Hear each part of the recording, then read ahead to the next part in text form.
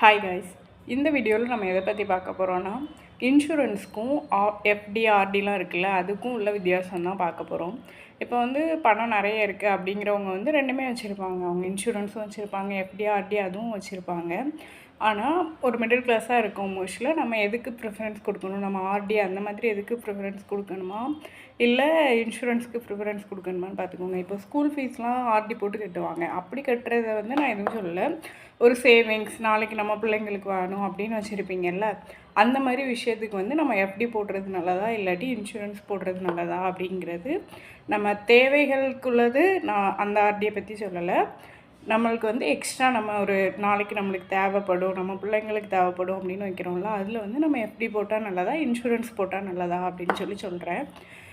நீங்கள் எஃப்டியே போடுறீங்கன்னு வைங்களேன், இப்போ நம்மளுக்கு சடனாக ஏதோ ஒன்று ஆயிடுச்சு அப்படிங்கும் மோஸ்ட்ல அது வந்து நம்ம எவ்வளோ ரூபா போட்டிருக்கோமோ அவ்வளோ ரூபா நம்மளுக்கு வந்து ரிட்டர்ன் வரும். ஒரு 25,000 எஃப்டி போடுறீங்க வருஷத்துக்கு, ஒரு ஆர்டியோ எஃப்டியோ ஏதோ ஒன்று போடுறீங்க அப்படின்னு வைங்களேன், 25,000 போட்டிங்கன்னா அதோட இன்ட்ரெஸ்ட்டோடு சேர்த்து உங்களுக்கு வந்து நாளைக்கு உங்கள் பிள்ளைங்களுக்கு வந்து கிடைக்கும்.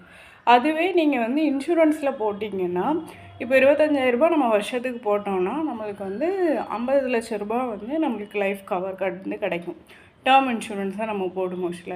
அதனால் நீங்கள் வந்து நாளைக்கு நம்ம பிள்ளைங்களுக்கு தேவைப்படும்னு போடுற எஃப்டியோ ஆர்டியோ வந்து நம்மளுக்கு வந்து அந்த இன்ட்ரெஸ்ட் மட்டும் கிடைக்கிற மாதிரி போடணுமா இல்லாட்டி நம்மளோட பிள்ளைங்களுக்குள்ள லைஃப் கவரும் கிடைக்கணுமா அப்படின்னு யோசித்து போடுங்க. தேங்க்யூ.